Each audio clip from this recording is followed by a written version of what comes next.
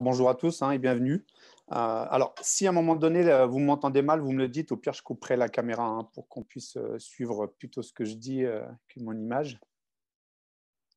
Bon, en tout cas, voilà, alors c'est bientôt l'heure de manger, il me semble. Donc, d'après certaines croyances, il faut toujours boire un peu d'eau avant le repas.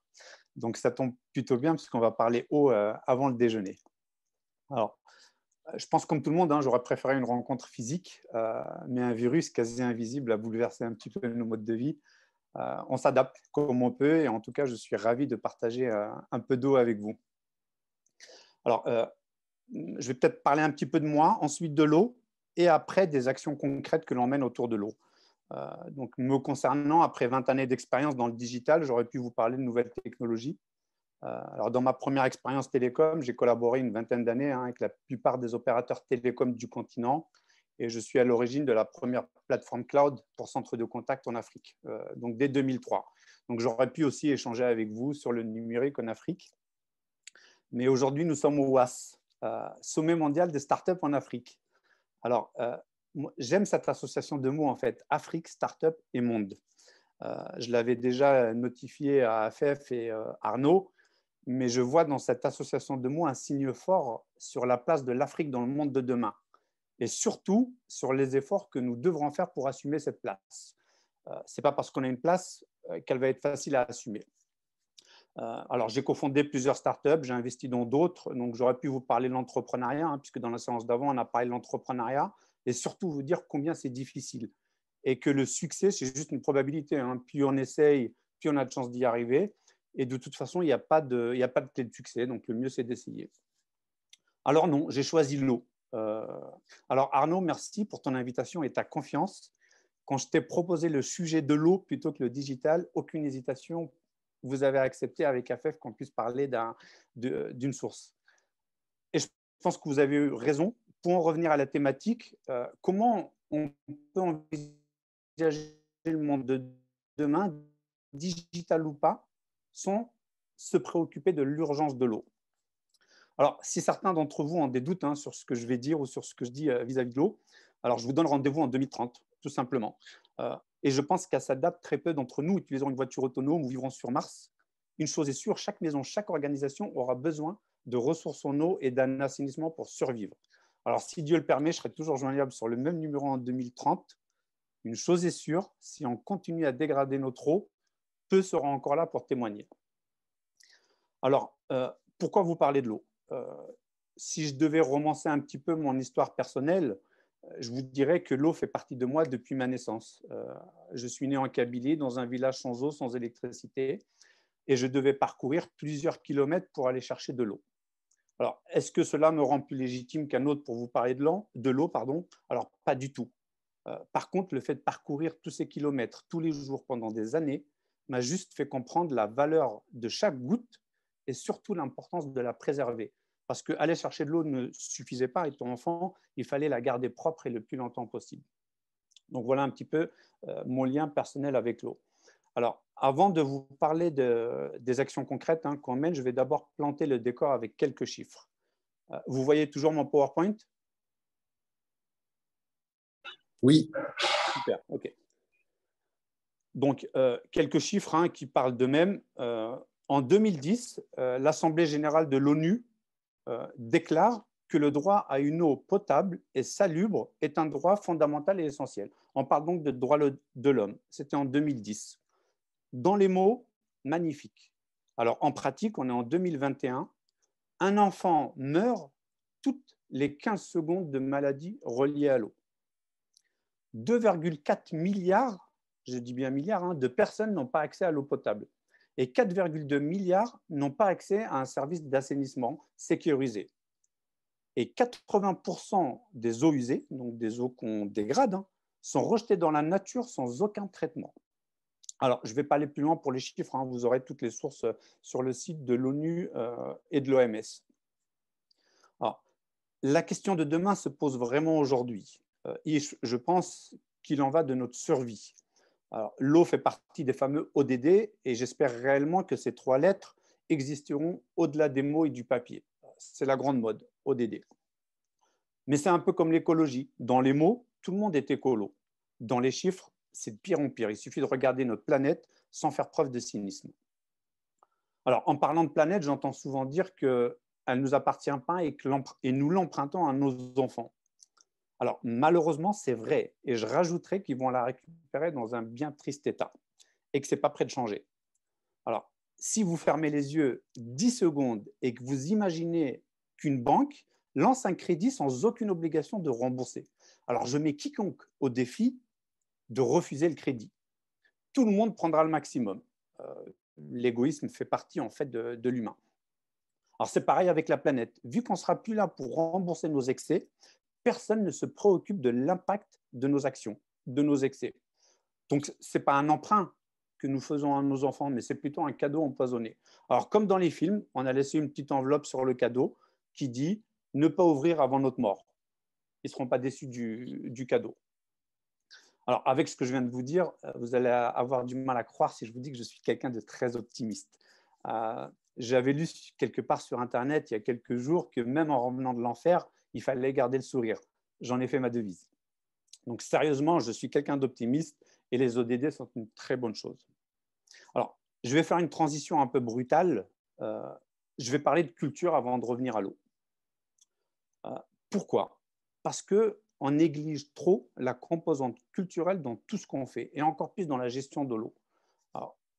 Je suis convaincu qu'il ne peut pas y avoir une bonne gestion de l'eau sans la dimension culturelle. D'ailleurs, quand on regarde de plus près, le mot culture vient du latin colare, qui veut dire s'écouler, verser goutte à goutte, filtrer, purifier. Tout dans le mot culture fait référence à l'eau. Ce n'est pas pour rien, c'est vraiment pas pour rien. Pourquoi? Parce que l'eau est source de vie, tout le monde le sait. Dans les mots, tout le monde est au courant. L'eau régit le monde vivant et toutes nos activités humaines. Il est impossible de séparer l'eau de nos identités individuelles et encore moins collectives. D'ailleurs, pour le prouver, toutes les grandes civilisations se sont construites autour d'un point d'eau. Ce n'est pas pour rien.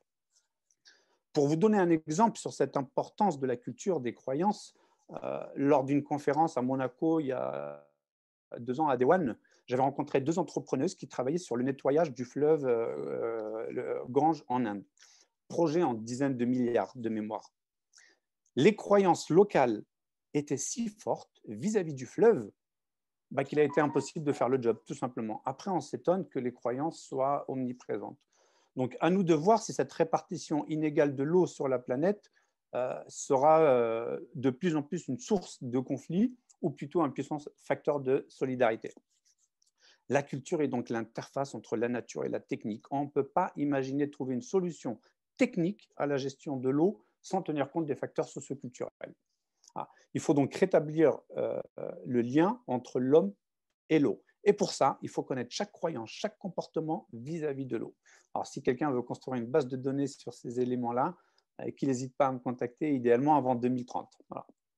Alors, petit aparté, encore sur cette importance de la culture, je ne sais pas qui a inventé le mot RSE, et il a oublié justement le ciment de la RSE, c'est-à-dire la culture. Il manque donc un 4e pilier.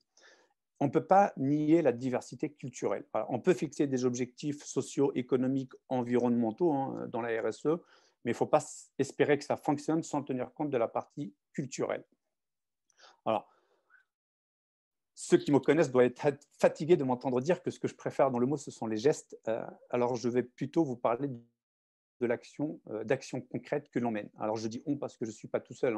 Et tous les jours, je vis ce fameux proverbe africain qui dit que seul on va plus vite et ensemble on va plus loin. Ils auraient dû rajouter que seul on va plus vite, mais très souvent dans le mur. Je vais remercier donc pas mal de gens, mais plutôt au milieu de mon intervention avant les questions.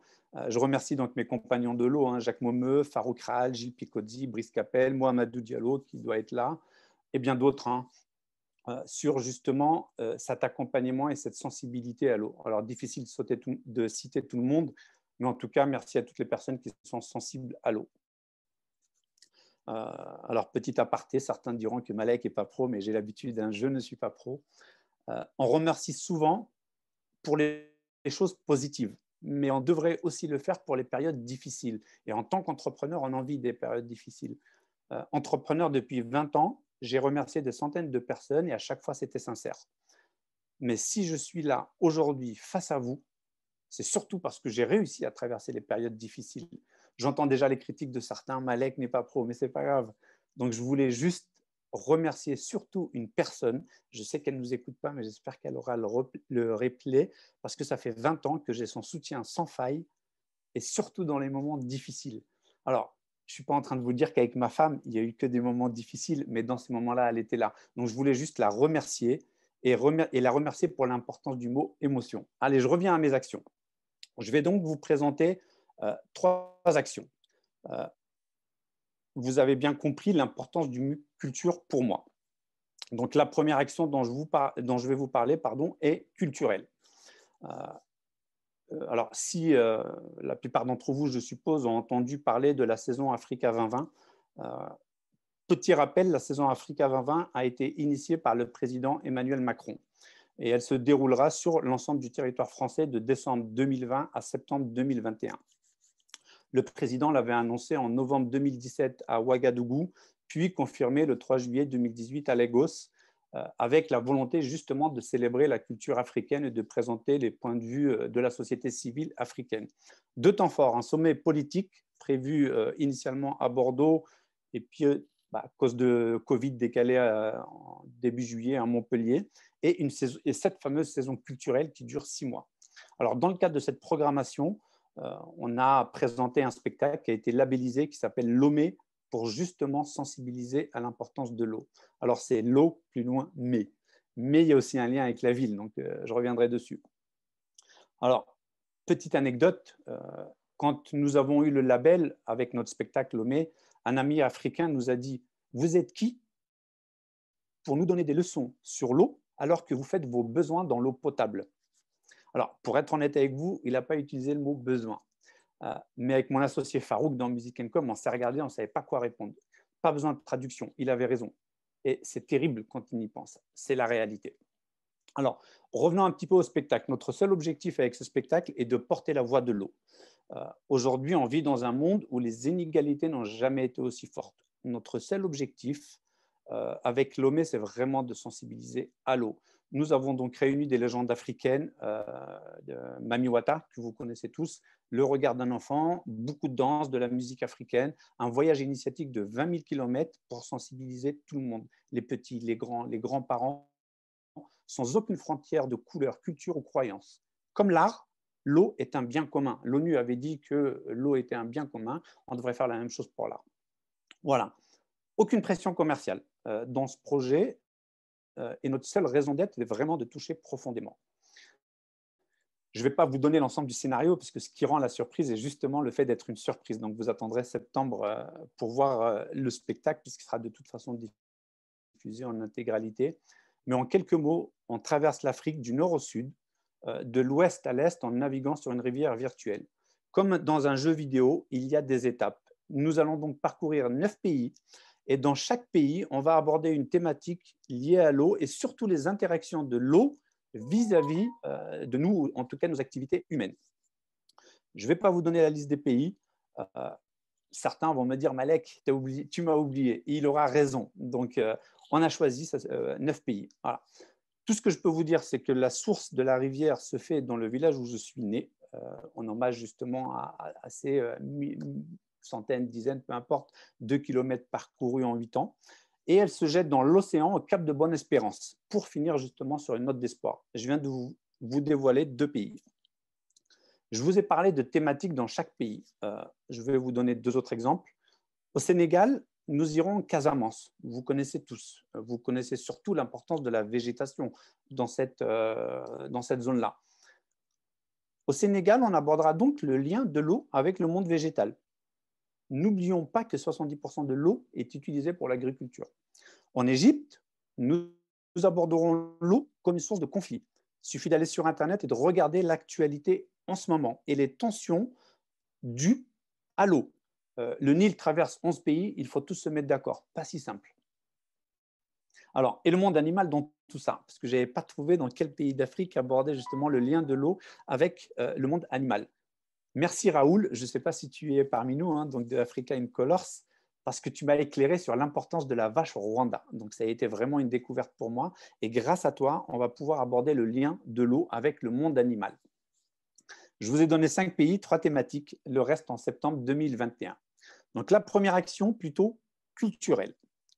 Deuxième action, puisque je vous ai dit culture, je vous ai parlé de RSE. Donc là, je vais plutôt être dans la partie RSE.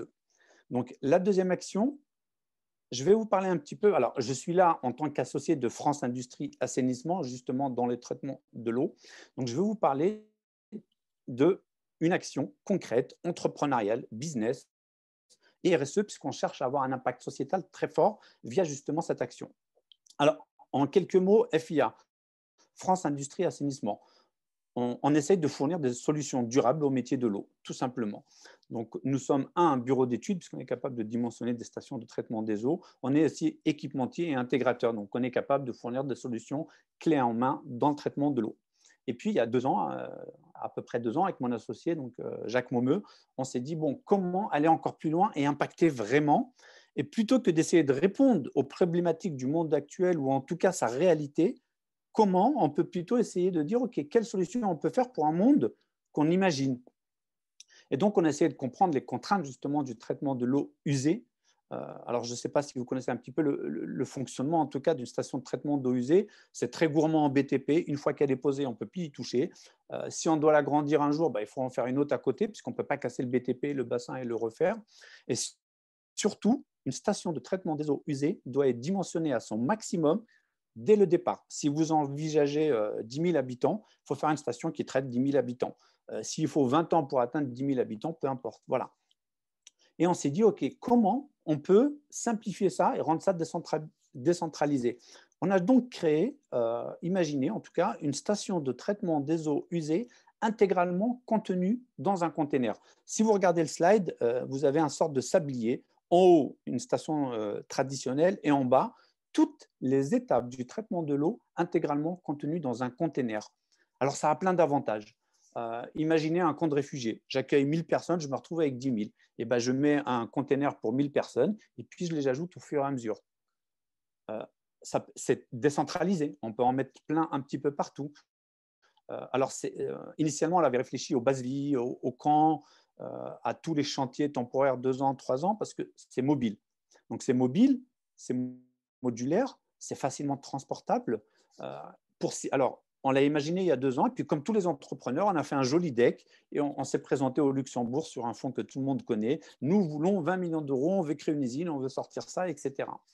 Et puis finalement, on était peut-être tellement passionné par ce qu'on faisait qu'on a essayé de faire avec nos petits moyens. Donc, on a avancé là-dessus, on a essayé de breveter des choses, on a travaillé et on l'a mené. Finalement, on a réussi à le mener. Alors, la première station est installée justement, elle est en cours d'installation, donc dans 1 mois et demi, c'est en France. On n'avait pas imaginé ça comme ça, mais pour vous citer l'exemple, à Nice, suite aux inondations dans la région de Nice, la station d'épuration traditionnelle a été emportée par les eaux. On a réussi à remporter l'appel d'offres, donc on vient avec notre container avec une capacité de 1000 équivalents habitants. Et notre container permet de traiter 2 fois plus que tous les concurrents et surtout à prix équivalent. Et on réfléchit déjà à des modèles locatifs, justement, pour pouvoir, si j'en ai besoin que 3 ou 6 mois dans l'année, je peux très bien l'emprunter. Donc, cette réflexion avec un fort impact sociétal, de dire, OK, je viens avec mon conteneur, je le pose. Si demain j'ai un problème, je le déplace. Si m'en faut un deuxième, je le mets. Si je veux redescendre, je le prends et puis je le rends. Et puis comme ça, il est loué ailleurs, etc. Donc, flexibilité, décentralisation, modularité, puisqu'on peut monter, descendre, etc. Voilà, donc on est parti d'un projet entrepreneurial, on cherchait des fonds, et puis finalement, le terrain a fait que ça s'est réalisé. Le premier a été vendu, puis derrière, on est maintenant en cours justement pas d'ouverture, mais en tout cas, on est en train de regarder les locaux, etc., pour créer une première usine en France, pour justement produire ces containers-là. Et puis à terme, en Afrique, pour avoir une usine justement avec un partenaire pour installer une usine et fabriquer directement les containers sur place. Je vais essayer d'aller un peu plus vite parce que je vois qu'il est 22 pour garder 5 minutes quand même pour les réponses. Alors, je vous ai parlé culture, je vous ai parlé RSE. Forcément, la dernière action, c'est les deux. Comment mener une action qui allie les deux? Donc là, on organise une rencontre qui est prévue en septembre, qui allie justement culture et RSE.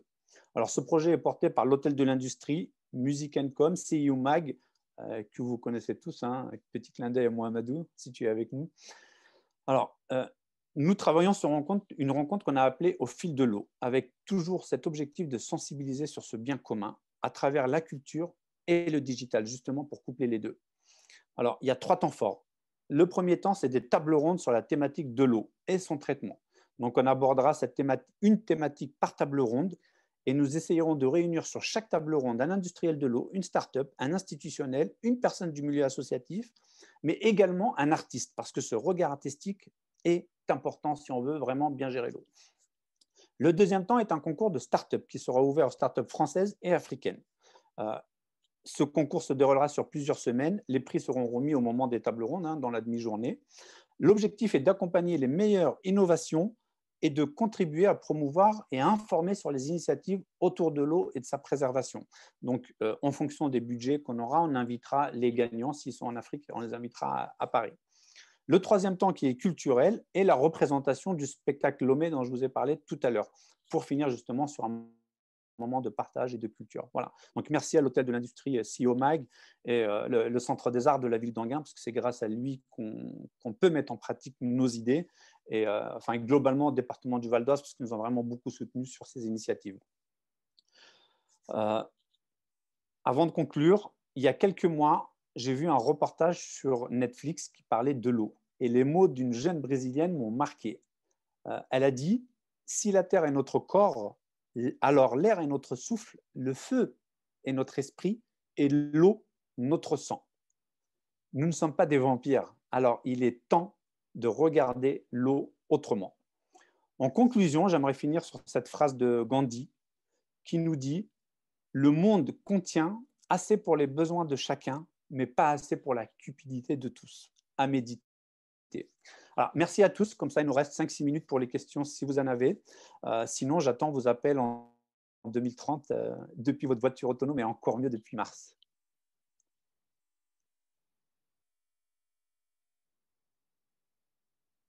Afef, Arnaud. Merci beaucoup, Malek, pour cette belle intervention. Donc, hyper enrichissante. Merci à vous. Donc, le thème, il est bien important. Donc, l'eau, c'est notre source donc, de vie, c'est tout à fait normal. Donc, c'est très important d'en parler. C'est vital. Voilà, tout à fait. Est-ce que certains ont des questions, vu qu'on a 5 minutes, ou qui veulent intervenir, ou peut-être même rajouter une information sur l'eau, hein? Moi, je veux bien. Bonjour, Malek. Bonjour. Merci pour la démonstration. Par curiosité, est-ce que tu fais appel à des outils digitaux pour récupérer de la data et comment tu la traites? Oui. Alors, je vais répondre justement par rapport au container dont on a parlé tout à l'heure. Les containers sont connectés et intelligents. L'objectif, c'est de collecter justement un maximum d'informations sur la qualité de l'eau, la quantité traitée en fonction du lieu, etc. Parce qu'on doit s'adapter à l'environnement. Avant de traiter une eau, il faut d'abord savoir ce qu'elle contient, ce qu'il faut faire, etc. Donc, les containers, eux, sont connectés et collectent énormément de data. Par contre, je ne sais pas aujourd'hui collecter la partie croyance et culturelle, parce qu'à mon sens, celle-là est vraiment primordiale. Il faut vraiment construire une base de données des croyances de chacun vis-à-vis de l'eau. J'ai parlé du Gange, mais toutes les civilisations se sont créées autour de l'eau. On ne peut pas oublier tout ça, et ce n'est pas pour rien. Donc, la partie eau purement technique, traitement des eaux usées, oui, on collecte de la data, on la traite, on essaie de l'enrichir, parce que c'est ce qui nous permet de mieux répondre à ce besoin. La partie culturelle, j'ai besoin de quelqu'un qui voudrait co-construire avec moi, parce que je manque de temps, cette base de données-là. Je ne sais pas si ça a répondu à ta question. Oui, très très bien, merci. Merci. Une autre question? Alors, peut-être juste rajouter, vu qu'il n'y a pas d'autres questions, il faut savoir que l'Afrique dispose des plus grandes ressources en eau potable. On entend souvent qu'il n'y a pas d'eau en Afrique. Les plus grandes nappes phréatiques sont en Afrique. Alors, on ne va pas les chercher. Alors, pourquoi? Est-ce que c'est cher? Est-ce qu'on a peur qu'on abîme l'eau parce qu'on ne sait pas faire? J'en sais rien. Peu importe, mais en tout cas, il y a de l'eau en Afrique. Voilà, je voulais juste peut-être rajouter ça vis-à-vis de l'eau. Pas d'autres questions? Moi, je voulais juste te dire que Franchement, j'ai été impressionné par votre intervention. C'est vrai que c'est Ibrahima Sissoko qui parle. Ah, salut Brahima, désolé, parce que j'essayais de voir sur l'écran qui parlait, mais je ne voyais pas ton… Ouais, moi, je vais mettre je vais enlever la caméra. Ah, non, tu peux la mettre, au contraire, ça me fait plaisir, j'aime voir les gens. Je ne peux pas les toucher, alors les voir, c'est déjà bien. Bon, en tout cas, je tenais à te remercier pour cette intervention parce que c'est vrai que la problématique de l'eau, je ne la connaissais pas. J'en ai entendu parler, mais succinctement. Donc là, avec ce que je donnais comme aperçu, et puis je suis désolé, je suis arrivé en cours parce que j'avais un autre élément à traiter juste avant. Bien sûr. Donc, avec plaisir, je reprendrai contact avec toi pour que tu puisses m'aiguiller sur ces questions-là et qu'on puisse échanger là-dessus. Avant 2030, c'est tout ce que je te demande. Avant 2030. Et 2030, c'est les objectifs ODD, donc avant 2030, parce que le temps passe très vite pour l'eau. Effectivement. Effectivement. Et moi, l'objectif ODD qui me tient à cœur pas mal, sur lequel je travaille actuellement, c'est l'ODD 7. C'est tout ce qui concerne l'électrification de l'Afrique. Ah bah écoute, alors ils sont intimidants. Je reviens peut-être à ce que je disais tout à l'heure pour répondre sur la partie data, sur nos équipements. Nous, c'est plutôt l'ODD 6, justement, donner un accès à l'eau, mais on veut le lier avec le 7 parce que l'objectif sur ce container, c'est de le rendre autonome. D'ailleurs, on travaille avec Mohamedou Diallo, Jean-Bernard Gramout, FIA, Music Com, l'Orageux, l'Ordre africain des grandes écoles et universités, qui est un soutien très fort dans la partie culturelle. Je pense que Gilles Picozzi doit être là, donc merci beaucoup Gilles. Il nous soutient. On mène une action en parallèle de toutes ces actions, c'est qu'on a pour objectif d'offrir des stations de traitement d'eau usée installées en Afrique, soit dans des écoles, soit dans des villages, mais pas juste de mettre une station et de dire vous traitez l'eau. Je suis africain aussi. 6 mois après, elle sera en panne. On peut faire ce qu'on veut. Donc, l'objectif, c'est plutôt de dire on va vous poser un modèle économique. Je vous pose une station. Moi, je vais traiter l'eau. Donc, je vais rejeter de l'eau en sortie et des boues. C'est le principe d'une station d'épuration. Il faut savoir que les boues, on les valorise pour faire de l'engrais. On peut les vendre. Que l'eau en sortie, on peut très bien créer un business pour laver des voitures ou ce qu'on veut, etc. Donc, l'objectif, c'est de dire aux mairies, OK, on vous met la station, mais vous avez obligation de créer minimum un emploi à côté pour créer de la vie économique autour. Dire, OK, on peut vendre des boues, on peut vendre des services autour de l'eau qu'on récupère. Ça doit financer minimum un emploi. Si vous ne vous engagez pas là-dessus, la station n'ira pas chez vous. C'est aussi pour sensibiliser, c'est bien, mais il faut aussi se responsabiliser un petit peu. C'est-à-dire que si la station est posée, honnêtement, enfin, que ce soit en Afrique ou ailleurs, quand c'est gratuit, les gens ils laissent dormir et puis ça ne marche pas. Allô Malek, ton truc c'est gentil, mais ça ne marche pas. Non, non, tu fais travailler quelqu'un, comme ça il va gérer la station. Il va créer peut-être une vie économique, 1, 2 salariés, et puis ça crée aussi un petit peu d'animation économique pour faire travailler les gens, parce que l'objectif, quand même, c'est d'améliorer, d'avoir un impact, en tout cas, sociétal positif. Tout à fait d'accord avec toi. Donc, je pense qu'on aura l'occasion de pouvoir échanger là-dessus. Et avec grand plaisir. J'aimerais bien voir ce qu'on pourrait co-construire avec ce que tu veux mettre en place, que j'aimerais pouvoir mettre en place avec des partenaires privés, publics, et puis trouver des compromis, trouver surtout des solutions. 2030, c'est demain. Alors, pour la planète, c'était hier. Mais bon, on va dire que c'est demain, c'est quand même plus rassurant. En tout cas, merci à tous les participants. Un grand big up à Fef et Arnaud qui sont adaptés, redécalés, tout ça. Et top. Voilà. Merci beaucoup.